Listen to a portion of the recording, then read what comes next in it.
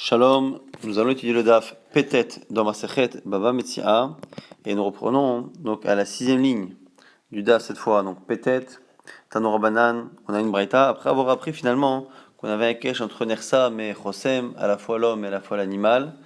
C'est pour ça qu'on a dit le Tarsom Shor, Bedisho, alors qu'on sait très bien qu'on parle ici d'un Shor, pour dire finalement que ce qui est autorisé à consommer pour l'animal est interdit à consommer pour le travailleur homme, et ce qui est autorisé pour l'homme est autorisé pour l'animal. Le fait qu'on ait ce kesh-là, on va finalement apprendre des restrictions d'Alachot, puisque c'est finalement ce qui est déjà coupé du sol, on l'apprend, puisque l'animal a le droit de le consommer, l'homme aussi, on va du coup apprendre que finalement le domaine de définition de ce qui est autorisé pour l'homme est le même que pour l'animal.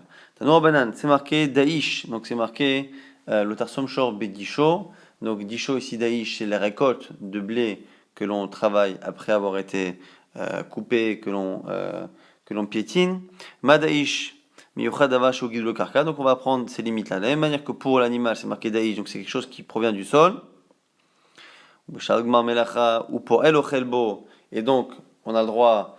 L'employé a le droit de le consommer. Avkol chez Gidule Karka, pour le Khelbo. Et donc, du coup, on ne peut étendre qu'à tout ce qui ressemble à Daïch, c'est-à-dire tout ce qui provient du sol. Yatsa, ça exclut. Acholev, celui qui est en train de traire une vache. Mechabetz, et celui qui est en train de faire cailler un lait. Mgaben, ou celui qui fait du fromage. En Gidule Karka, Ven pour le Khelbo. Donc, ici, ça exclut tout ce qui est laitage, tous ceux qui travaillent dans une laiterie, dans une fromagerie, comme il est en train de travailler quelque chose qui ne provient pas du sol, il n'a pas l'autorisation de consommer en tant que travailleur, puisque finalement on l'apprend de Daïch, de Disho qui est marqué dans le cas du taureau, et là-bas, Disho, ça ne concerne qu'a priori ce qui pousse dans le sol. Alors, il m'a dit, mais on n'a pas besoin de cela. La Mali, mitavo bekem recha nafka, non? Pourquoi on peut l'apprendre déjà? De l'autre verset qui dit kitavo bekem recha, lorsque tu iras dans la vigne de ton prochain, et a priori là-bas on parle aussi de quelque chose qui provient du sol. L'agma dit non, ici j'avais besoin sakada, tachamia, j'aurais pu penser au éductif kama, puisque c'est marqué kama, c'est marqué lorsque tu iras dans le champ de ton voisin, de ton prochain, et là-bas c'est marqué kama. Kama, on a dit que c'est la récolte, mais d'un côté, on a vu que ça pouvait élargir le sens de récolte. La rabot kol ba'ale kama, c'est venu finalement inclure tout ce qui pousse. On aurait pu penser la rabot nami, midé de lave guidoule karkanin. On aurait pu penser que ça vient même inclure quelque chose qui ne pousse pas réellement au sol, mais qui provient d'un animal qui consomme sur le sol. Kamash malan, donc on a besoin finalement d'une exclusion. Donc Tanya Idach, Da'ish, Mada'ish, Miyuchad. Maintenant on a une autre braïta qui dit quoi? Da'ish, Mada'ish, Miyuchad, Davar, Bishal Gmar Melacha, Poel Ochel Bo.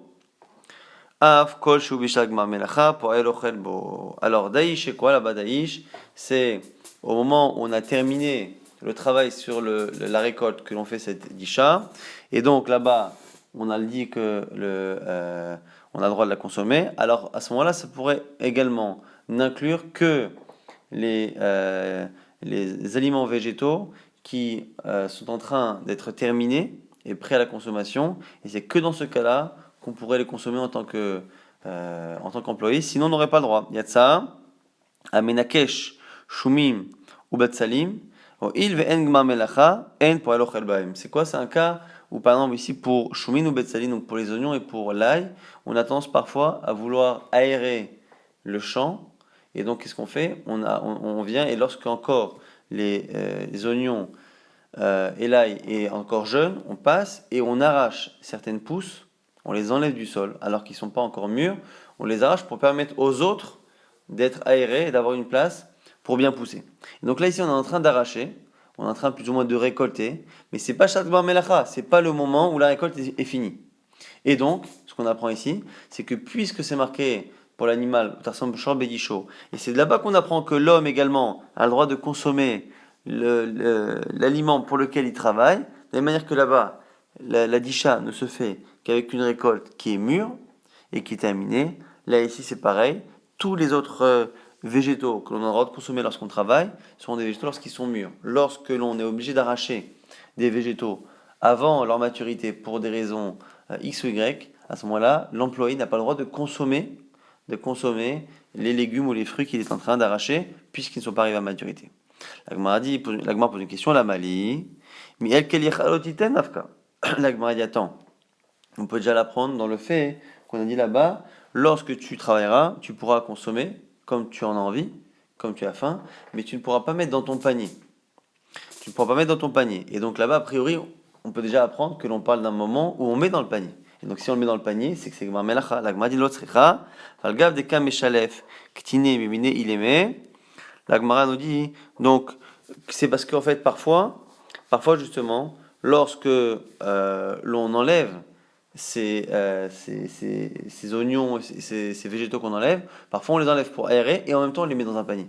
Donc on les met dans un panier pour le propriétaire et donc à partir du moment où ils seront gardés, on aurait pu penser que ça rentre dans l'autorisation, Kamash Malan, que non. On les met dans le panier pour le propriétaire, donc si à un moment on le met dans le panier, mais à partir du moment où ils ne sont pas mûrs, on n'a pas la permission de les consommer. On a une autre braïta toujours qui va essayer d'être magdir, de définir cette autorisation-là de consommer les récoltes pour lesquelles on travaille. Tanya idach, daish, ma daish miyuchad. Davar l'onigma melarto le maaser, pour elochel, bo, av, kol, l'onigma melarto le maaser. Alors pareil pour daish. Daish, rappelez-vous, on a dit pour la récolte, que la récolte a une marloquette amoraïm. À partir de quand on est chayav du maaser? Est-ce que c'est lorsque la récolte arrive devant la maison ou qu'elle arrive dans la cour? C'était une marloquette. Sha'ar ou Baït. En tout cas, on a vu que la récolte des blés, tant que les blés sont au sol, tant que même la récolte est dans les champs, en train d'être battue, en train de séparer les épis, en train de séparer l'écorce, on n'est pas encore dans quelque chose qui est rêve de Maaser. Et donc, comme là-bas, il n'y a pas encore le riou de Maaser, on apprendra également que ne peut consommer la récolte, l'employé ne peut consommer la récolte que lorsqu'il n'y a pas encore le chiyuv de maaser qui a commencé sur la récolte. Si le chiyuv de maaser existe, la personne n'a plus le droit de consommer. Donc, c'est ce qu'on apprend.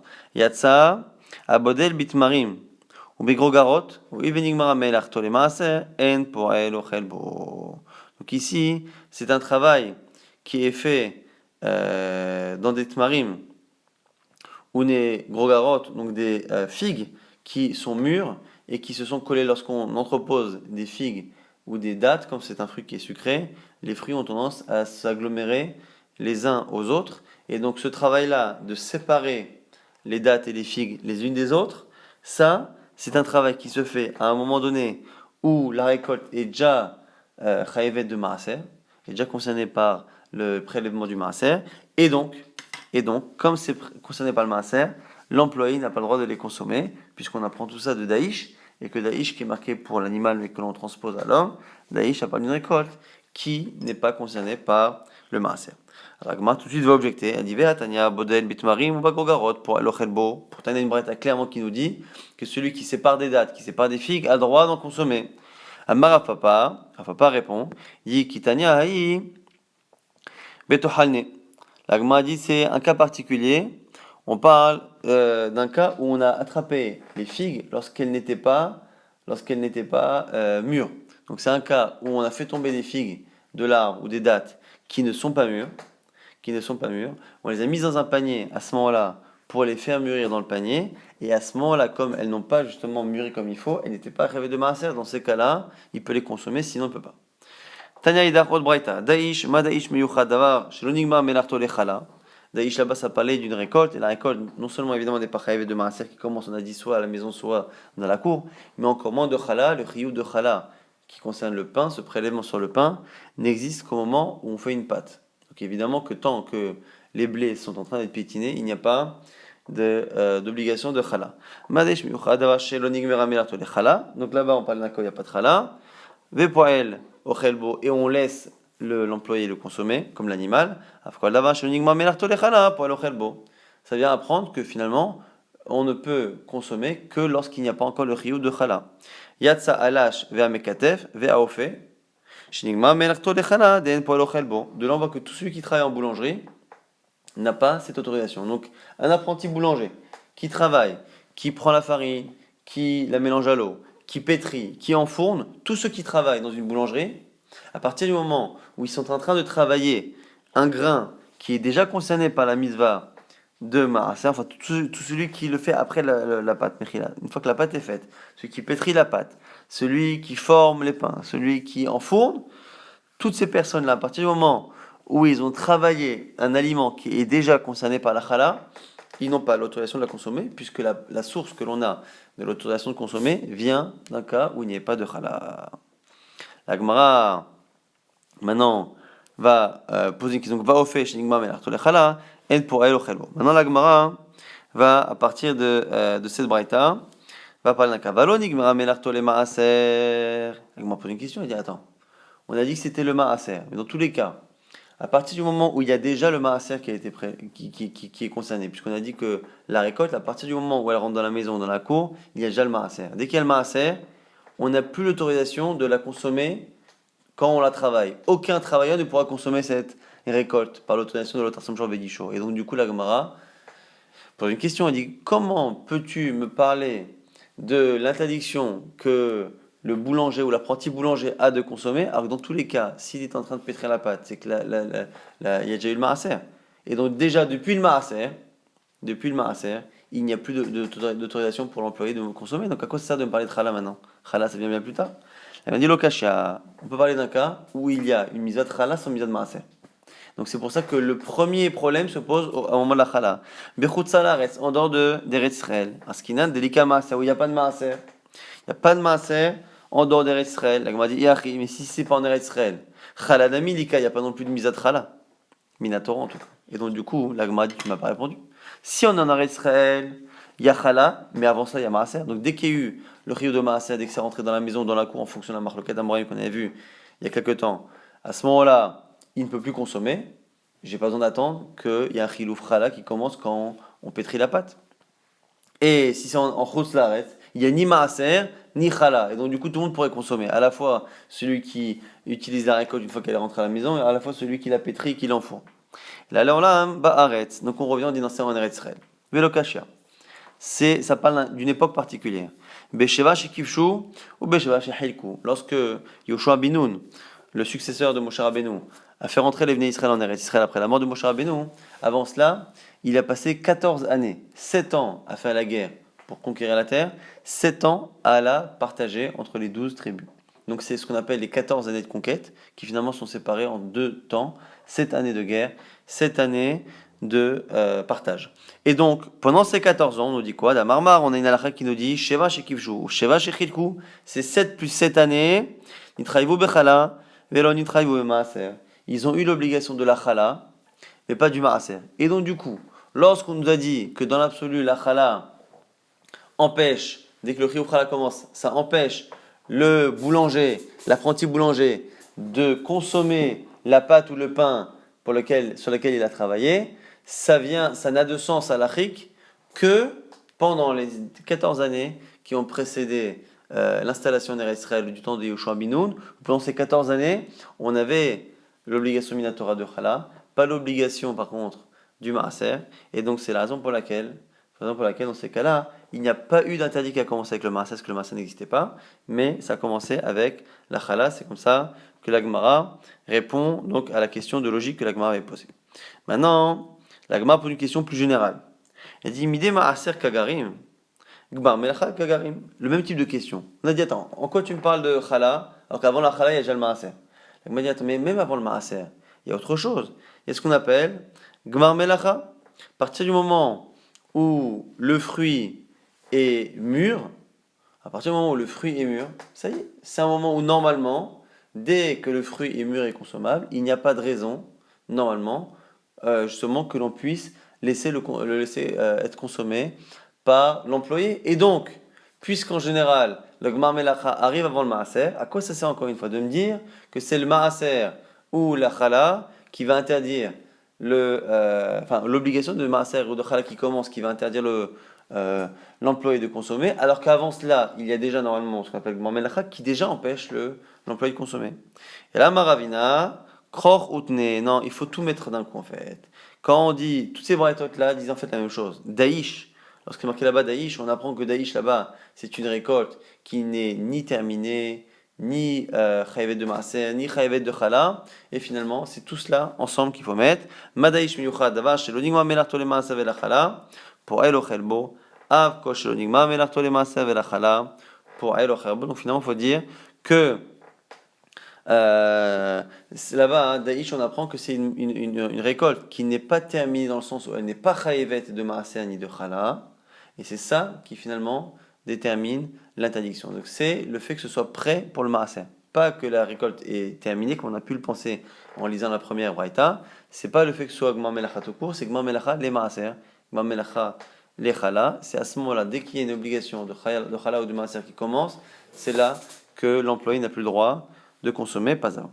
Maintenant, on a une nouvelle sheila, Ibaïlehu, pour El Mahu, Sheyavhev Baour. On avait dit que lorsque la Torah a autorisé l'employé à consommer la récolte pour laquelle il travaille, on a dit qu'il n'a pas le droit de consommer avec autre chose. Il n'a pas le droit de mélanger avec des aliments qui vont l'empêcher d'être rassasié, parce que la Torah a autorisé l'employé à manger jusqu'à satiété. Mais il n'a pas le droit de rajouter des aliments avec qui auraient tendance à amoindrir le volume ou à faire en sorte que les raisins ou les aliments qu'il consomme le rassasient moins de telle sorte à ce qu'il en mange plus. Ça, il n'a pas le droit. Dans la question de l'Agmara, dans le cas où la personne, l'employé, prend les raisins ou l'aliment et les fait chauffer, les fait sécher au feu, et à ce moment-là, il fait diminuer le volume et donc la satiété provoquée par l'aliment, mais sans rajouter un aliment extérieur. Est-ce que c'est interdit ou pas? Mi avec un avin de varacher olo. Est-ce que ça s'appelle qu'il a mélangé autre chose pour être moins rassasié ou pas? Tashma, on apprend. Racha et balabait, les ashkot pour alim yain, kedel shiochlo anavim arbe. On nous dit quoi? On nous dit un patron a le droit de faire boire à ses employés avant, par exemple du vin, et de les faire boire de telle sorte à ce qu'il n'est pas très faim lorsqu'il travaille, pour qu'il consomme moins. Ça, c'est une première chose. Alors, chez pour alim le tabel, pitam betsir, kedel shiochlo anavim arbe. Et les employés ont le droit, avant de travailler, de faire tremper leur pain dans le tsir, dans une sauce qui va leur donner soif et faim, de telle sorte à ce que lorsqu'ils vont arriver sur le champ de travail, ils vont finalement avoir très faim. Donc chacun a le droit, le patron et l'employé, a le droit en amont de provoquer une faim ou une satiété précoce ou pas. Ça, c'est ce que l'on apprend, et on a l'impression du coup que finalement l'employé a le droit de provoquer le fait d'être moins rassasié. La Gemara repousse cette preuve. Elle dit, attends, tu ne peux pas comparer. Pourquoi? Parce que là-bas, l'Archouré Gavra, l'Okam Yobaria, je ne t'ai pas demandé est-ce que la personne a le droit de préparer son estomac. Là-bas, tu m'as dit, un employé a le droit de soit vider son estomac, soit de créer une faim dans son estomac en amont. Donc se préparer, l'Archouré Gavra lui-même, se préparer à avoir faim, ça il peut. Qui, Kamibayalan, lorsque je te pose la question, l'Archouré Peramai, est-ce qu'on a le droit de toucher au fruit? Le fruit lui-même, qui appartient au patron, et ce fruit que la Torah m'autorise à consommer en tant qu'employé, est-ce que j'ai le droit de le modifier lui-même par le feu, et de le modifier pour que lui-même ne me donne pas la même satiété, que j'en consomme plus? Donc, préparer mon estomac, l'estomac appartient à l'employé, il a le droit de faire ce qu'il veut. Mais le fruit, non. Donc, c'est la question de l'Agmara. Tashma, on essaie d'apprendre encore une fois une réponse à cette question. Par les Mochlim Alavim Beracho Maniot. Chez Lahem, donc les employés ont le droit de consommer lorsqu'ils sont dans les rangées de vignes, ou bilvad, chez l'eau, ivavu baour, à condition qu'ils ne sèchent pas les raisins au feu. Donc c'est exactement notre question. A priori, c'est interdit dans la Braïta. La Gemara dit non, là-bas, c'est une preuve. Là-bas, c'est interdit, non pas à cause de l'action faite sur le fruit et du fait qu'il va être moins rassasiant, c'est pas ça le problème. Là-bas, le problème, c'est que la personne va utiliser de son temps de travail pour améliorer l'aliment, et il y a un problème de vol, puisque ici il est dans ses heures de travail. Là-bas, c'est un autre problème, c'est un problème de travail non fait et de temps de travail non respecté. Je pose la question, moi, quand je pose la question, c'est une question qui est déconnectée du problème de salaire et de travail volé, dans un cas où l'employé amène sa femme et son fils, ou sa femme ou son fils, et que c'est sa femme ou son fils qui prend les raisins de la récolte que lui a pris et les fait sécher. Donc le temps que l'on passe à travailler l'aliment n'est pas sur le compte du travail qui est dû au patron, et donc la question se pose de manière déconnecté, est-ce qu'on a le droit de le faire et donc de faire une action sur l'aliment pour avoir faim plus longtemps? Tâchement, on essaie encore une fois de répondre. Lo yav'ev ba'ur ve'yochal ve'lo yichmor ba'adama ve'yochal ve'lo yafrich al gabe sela. On parle là-bas encore une fois des fruits ou des raisins. On n'a pas le droit de les brûler ou de les sécher au feu. Ve'lo yichmor ba'adama, il n'a pas le droit de les enfouir sous la terre pour que les fruits changent encore une fois d'apparence. Ve'yochal, et qu'il les mange. Ve'lo yafrich al gabe sela, il n'a pas le droit de les écraser avec une pierre ou sur une pierre. Yochal aval mafrir al yad ve'ochel. Mais il a le droit de prendre un fruit à chaque fois, de l'écraser et de le manger. Alors, la Gemara dit la même chose. La Gemara, c'est pas une preuve. Là-bas, pourquoi on n'a pas le droit de faire tout ça? Atamishum bitul melacha. Parce que là-bas aussi, le fait de prendre plusieurs fruits et de commencer à les travailler sur une pierre ou sur quelque chose, là-bas, ça, c'est du temps perdu sur le temps de travail qui est dû au patron. Et la Gemara dit dans tous les cas, achinami mistabra, de isal kadatar mishum mituke pera. C'est là, Mamituke Peraika, la Gemara dit dans tous les cas, a priori tu vois bien que là-bas, c'est plus un problème de bitul melacha qu'un problème d'amélioration du fruit, parce que là-bas, le fait d'écraser un fruit, a priori, ne change pas quelque chose. La Gemara dit non. Ifsha de l'homme amtik pour ta, ça c'est pas une preuve, parce que quoi qu'il arrive, le fait d'écraser le fruit, forcément, ça va changer sa texture, et le fait de changer sa texture va forcément changer quelque chose au niveau du goût, au niveau de la satiété, donc du coup là-bas, c'est pas tellement une preuve. Mais en tout cas, quoi qu'il arrive, on n'a toujours pas répondu à cette question, puisque là-bas, on peut très bien imaginer que c'est bitul melacha. Tashma. Poalim shayu odrim bete'enim, vegodrim betmarim, ou botrim ba'anavim. On a ici des employés qui sont là pour récolter. Et on a des expressions différentes. Donc, quand on parle de figues, on dit odrim. Quand c'est les dattes, on dit godrim. Quand on parle des raisins, c'est botrim. Donc, c'est encore une fois les récoltes. Ou moskim bezetim, pareil pour les olives, c'est messika. Reilu ochlim ou pturim, shatora zikta lahem. Et donc ils ont le droit de manger pendant qu'ils travaillent. Par contre, befitam lo yochlu. Mais ils n'ont pas le droit de manger avec le pain. Et là, il y a une balabait. Sauf s'ils ont demandé l'autorisation au patron. Velo ispot bemelach veyochal. Ils n'ont pas le droit de le tremper dans le sel et de le consommer. Et du coup, la Gemara dit ouais, tu vois bien que on n'a pas le droit de tremper dans le sel parce que le sel va encore une fois faire perdre l'eau et ainsi de suite et faire en sorte que finalement on soit moins rassasié. Et donc on voit bien là-bas que c'est notre réponse à notre question qui nous interdit a priori donc de chauffer au feu l'aliment. La Gemara dit non là-bas, mais là le sel, même si ça n'est finalement pas un aliment en soi, le sel est bien quelque chose de matériel, de physique, extérieur qui fait une action sur l'aliment. Mais là, là-bas, c'est évident que le sel, c'est bien quelque chose d'extérieur d'Amé. Donc la question se repose maintenant pour le feu. Velo ispot bemelach. On passe à l'agma, ouvre une parenthèse, par rapport à cette histoire de sel. On a dit velo ispot bemelach veyochal. Quoi, on n'a pas le droit de mettre du sel. Verminou, pourtant on a une braïta qui dit quoi hein qui dit asochet apoel, les ader ou le kashkesh, tachat azetim. Celui qui fait travailler un employé pour creuser ou pour cacher les racines en dessous des oliviers. Arelo yochal. Donc il ne pourra pas manger, l'employé ne pourra pas consommer des olives parce que c'est pas donc marmelacha. Sraro lipsor, sraro limsok, sraro lilaket, areze ochel ou patour. Si par contre il l'emploie pour ramasser, pour cueillir, à ce moment-là, oui, parce qu'on est au moment où effectivement c'est le moment de la récolte. Areze ochel ou patour, shatora ziktalahem. Maintenant, katsats. Maintenant dans le cas où il a prévu avec son employé qu'il a le droit de le faire. Achat, achat, ochel. Il a le droit de les consommer un à un. Shtaim, shtaim, lo yochal.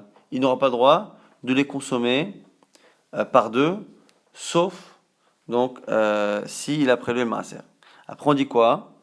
Vesofet, dans le cas où il a ces fruits-là, sauf il a le droit de les tremper bamelach dans le sel, veyochal, et de les consommer. Donc ici on a une braïta qui rapporte plusieurs halachot, entre autres le fait qu'on a le droit de consommer en tant qu'employé que lorsqu'on est en train de récolter et non pas de faire d'autres travaux qui se font avant cela.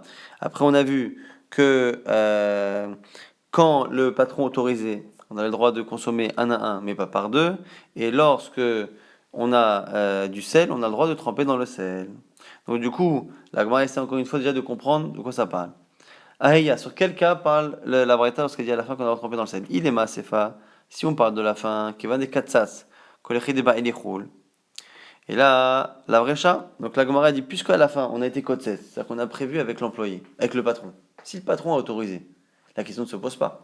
Puisqu'à la fin, on a dit que le patron peut autoriser, si clairement il veut autoriser à son employé, il a le droit de le laisser même prendre des fruits dans un cas où la Torah n'autorise pas l'employé. Donc la Gemara dit, il est évident ici que quand on dit qu'on a le droit de tremper dans le sel, on ne parle pas d'un cas où le patron a autorisé, parce que si le patron a autorisé une certaine quantité, il m'y a autorisé, et il n'y a pas de raison qu'on fasse une distinction entre un cas où je trempe ou je ne trempe pas, puisqu'a priori on s'est mis d'accord. À partir du moment où il y a un accord, la question ici ne se pose plus. Et là, un récha. Et donc ça parle forcément du début, donc du cas du poël minatora, qui consomme sur une récolte. Et dans ces cas-là, on me dirait qu'on a le droit de tremper dans le sel. Et donc ça contredit ce qu'on vient de dire à l'instant.